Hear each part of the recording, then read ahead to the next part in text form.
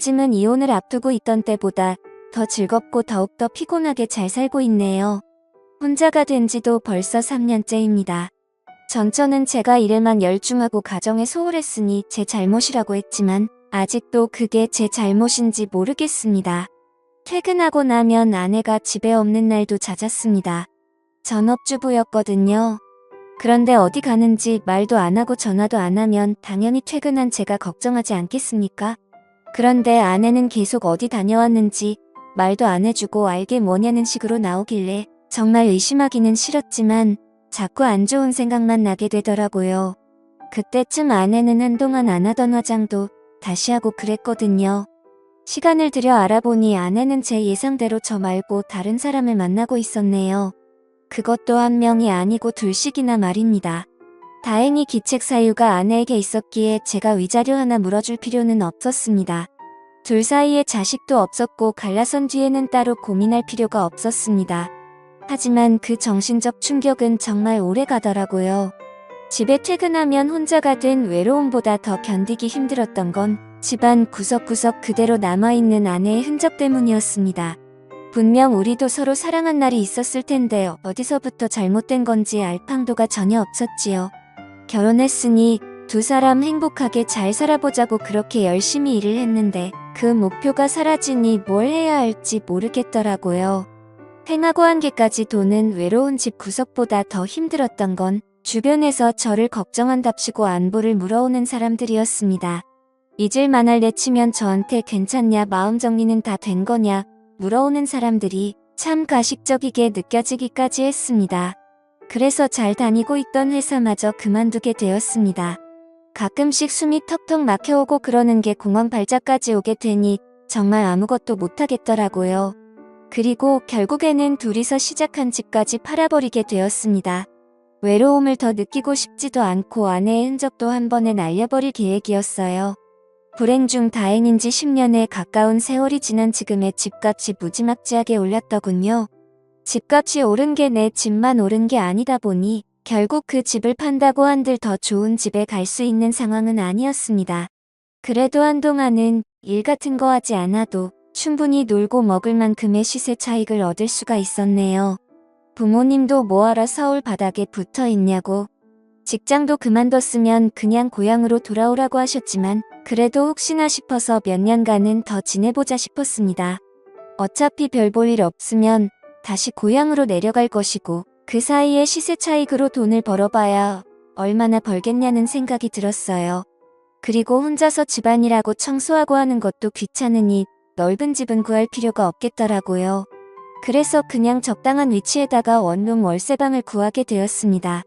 아파트에 비하면 아내와 제가 쓰던 안방만도 못한 사이즈의 원룸이었지만 마음마름은 오히려 치유되는 느낌이 들어서 참 좋았네요. 혼자 살게 되면서 편한 점도 많았지만 가장 불편했던 건 바로 식사였습니다. 그래도 전처가 밥 하나만큼은 잘 차려줬거든요. 그때는 인스턴트 같은 건 생각도 못하고 집밥을 먹었는데 지금은 인스턴트가 거의 주식이 되어버렸습니다. 대부분의 식사는 편의점 도시락으로 때우거나 전자레인지로 데우기만 하면 되는 즉석식품들 위주로만 식사를 챙겨 먹게 되었어요. 사실 처음에는 장도 봐오고 페인같이 살지 않으려 노력했습니다. 그런데 아무래도 혼자 지내다 보니 식재료 같은 건 또 너무 많이 남더라고요.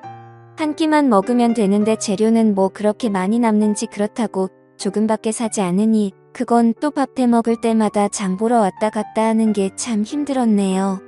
큰 맘 먹고 상다리 휘어지게 차려도 혼자 먹는 건 기분도 안 나고 친구들을 부르자니 친구들도 다 가정이 있는지라 좀처럼 쉽게 나오지 못하더라고요.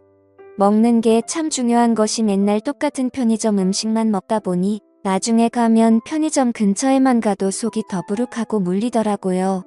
애초에 집까지 팔아치우고 혼자 지내게 된 게 아내가 떠났다고 해서 페인같이 지내지 말고 잘 지내보자고 그런 건데 오히려 무기력함은 그때보다 더 강하게 저를 괴롭히기 시작했습니다.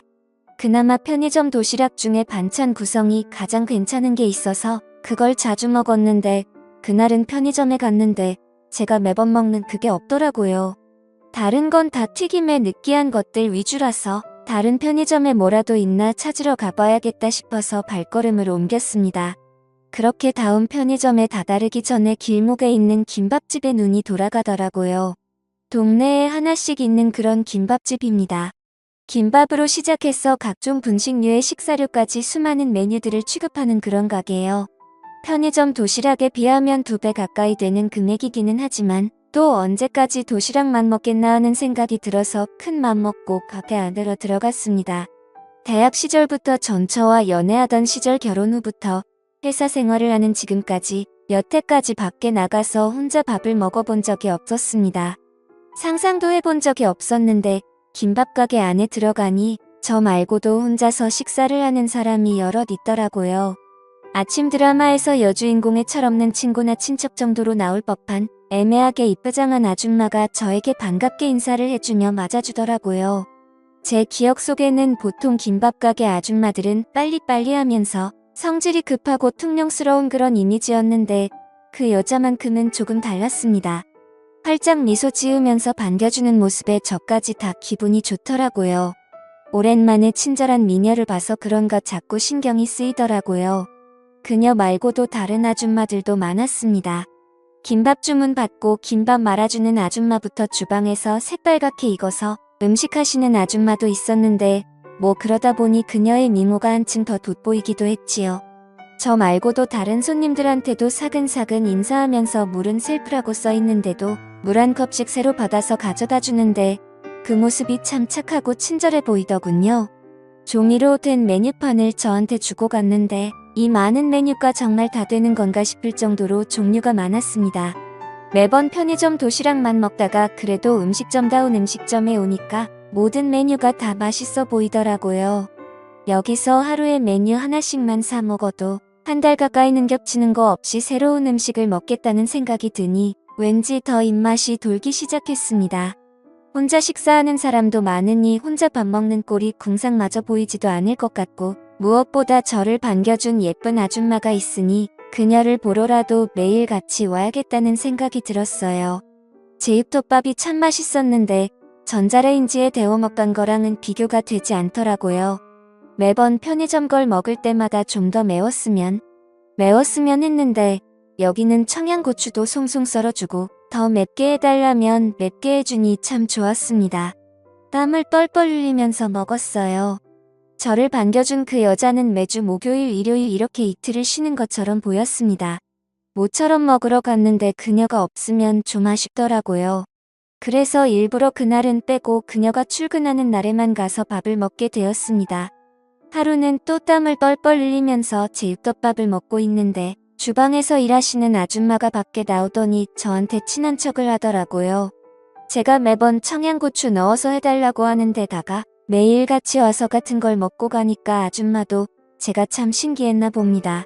저를 청양고추 총각이라고 불렀었는데 저한테 총각은 왜 맨날 혼자서 밥 먹으러 오냐고 물어보더라고요. 그래서 아줌마의 질문에 제가 총각은 맞는데 얼마 전에 반품돼가지고 총각이 된 거라고, 그래서 이렇게 혼자 오는 거라고 대답을 했어요. 그 정도면 충분한 대답이 되었을 거라 생각했습니다. 그러자 아줌마가 생긴 게 어려 보여서 여죽 총각인 줄 알았다면서 우리 막내도 반품돼서 처녀인데 둘이 하면 잘하겠다고 하면서 저와 그녀를 약간 핑크미 분위기로 몰아가더라고요. 그녀는 앞서 말한 대로 상당한 미인이었습니다. 김밥집에서 일하다 보니 화장을 거의 안 하고 다니는데 화장을 안 해도 어지간히 그녀보다 예쁜 사람은 보기 힘들 정도예요. 조금 마른 제형이라서 억척스러워 보이기는 하는데 그래도 키가 크니까 김밥집 유니폼에 앞치마를 메고 있는데도 오태가 살더라고요. 딱 봐도 화장하고 꾸며놓으면 어디 가서 빠지지 않을 만한 여자라고 생각했었습니다. 그런데 아무튼 아줌마들이 그녀와 저를 이어주려는 분위기가 조성되었고 어쩌다가 둘이 눈이 마주쳤는데 그 여자가 살짝 웃으면서 부끄러워하는데 멈춘 줄 알았던 제 마음이 유동을 치기 시작하는 겁니다. 혼자가 된 지도 꽤 오래되기도 했지만 그녀가 그동안 보여준 친절함과 예쁜 미소가 알게 모르게 제 스스로 그녀에게 빠져들게 만들고 있었던 것 같네요. 나중에 알고 보니 아줌마들은 제가 그녀가 일하는 날만 골라서 오는 걸 눈치채고는 그녀와 저를 애초에 이어줄 생각을 가지고 있었나 봅니다. 다 티가 났었나 봐요. 그래도 둘 다 한 번 다녀와 본 사람이라고 그냥 저냥 대화를 나누는데도 그녀와 저 사이에 묘한 공감대가 형성이 되어 있고 대화도 잘 통했습니다. 그 뒤로부터는 제가 식사하러 오면 그녀는 일을 하다 말고 그냥 제 앞에 마주 앉아서 제가 밥 먹는 걸 지켜봐줬습니다. 반찬이 모자라면 김치와 단무지뿐이지만 새로 가져다주고 물컵이 비면 물도 채워줬습니다. 저는 점점 그녀에게 빠져들게 되었지요. 그러던 어느 날도 평소처럼 밥을 먹으러 김밥집으로 향하고 있던 날이었습니다. 보통 가게가 통유리로 되어 있잖아요.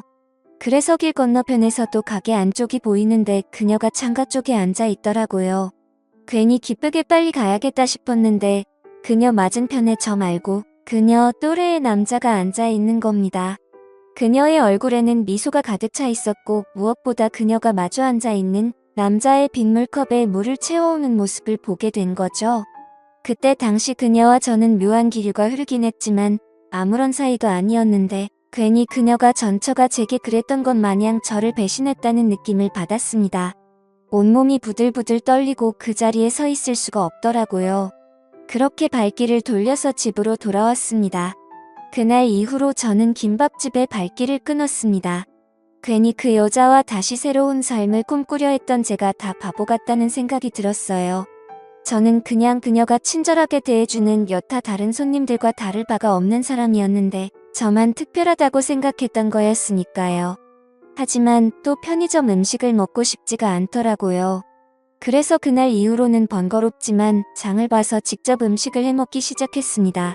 다시 사람답게 살아야겠다 결심을 했었거든요. 편의점 밥만 먹다간 이런 페인 같은 생활을 청산할 수가 없을 거라고 생각했고 제가 직접 밥을 해먹는 것부터가 새로운 삶을 시작할 준비라고 생각했었습니다. 혼자서 음식을 하고 그 밥을 먹으려니 이미 벌써부터 질리기 시작했습니다. 제가 요리를 잘 못하는 것도 있지만 이미 음식을 하면서 그 과정에 질려서 식욕이 뚝 떨어지더라고요. 제가 음식을 해도 괜찮으니 같이 먹어줄 사람 한 명이라도 있었더라면 하는 생각이 마구마구 들었습니다. 요리 솜씨는 조금 나아졌을지언정 밥 먹는 재미를 점차 잃어가고 있던 어느 날이었습니다.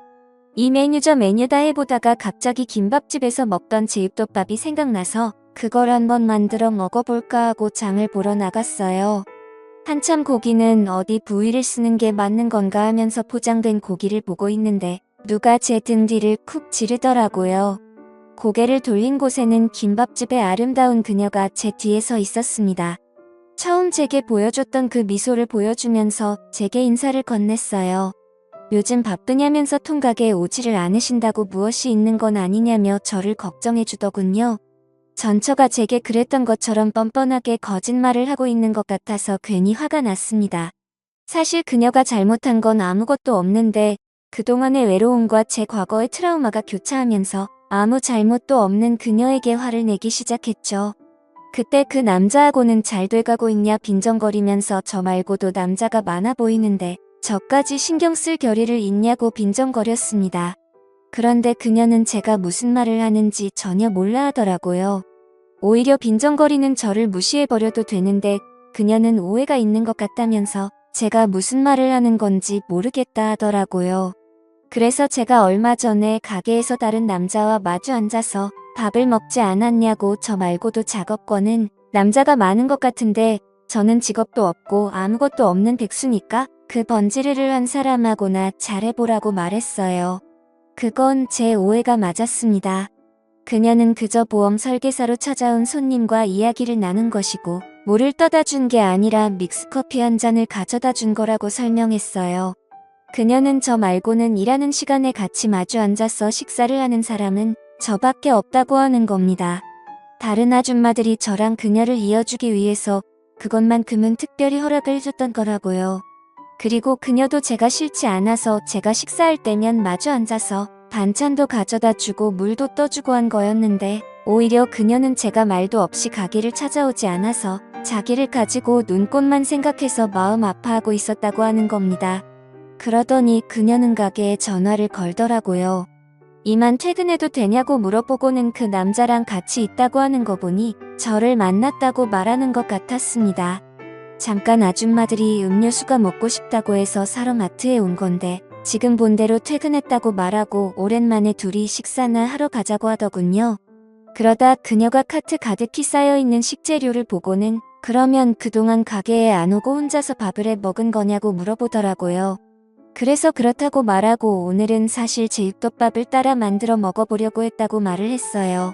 그러자 그녀가 그러면 나가서 괜히 돈 주고 사 먹지 말고 자기가 직접 솜씨를 발휘해보겠다고 말하고 저도 집에서 가끔 만들어 먹을 수 있게 방법도 알려준다고 하는 겁니다.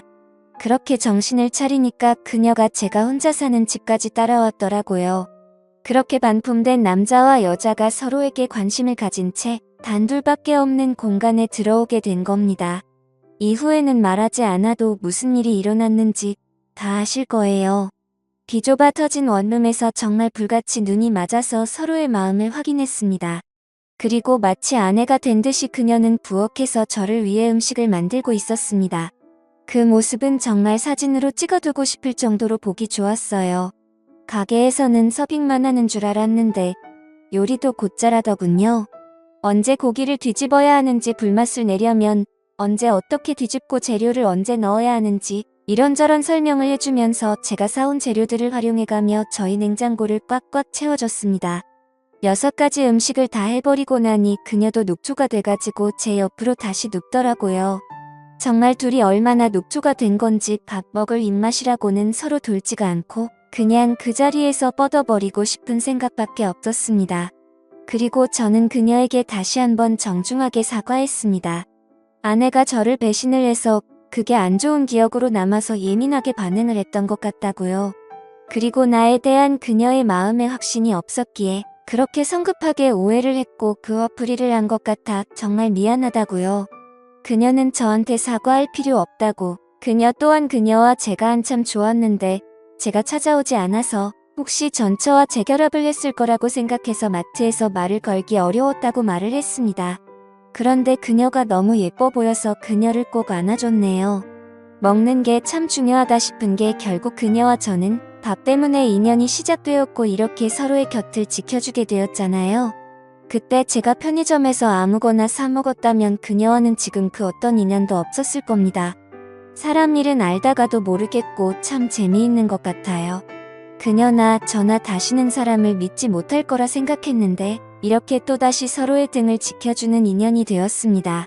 다 포기한 인생이었는데 이젠 그녀를 위해서라도 다시 열심히 살아가야 할 것 같습니다. 지금까지 제 사연을 읽어주셔서 감사합니다.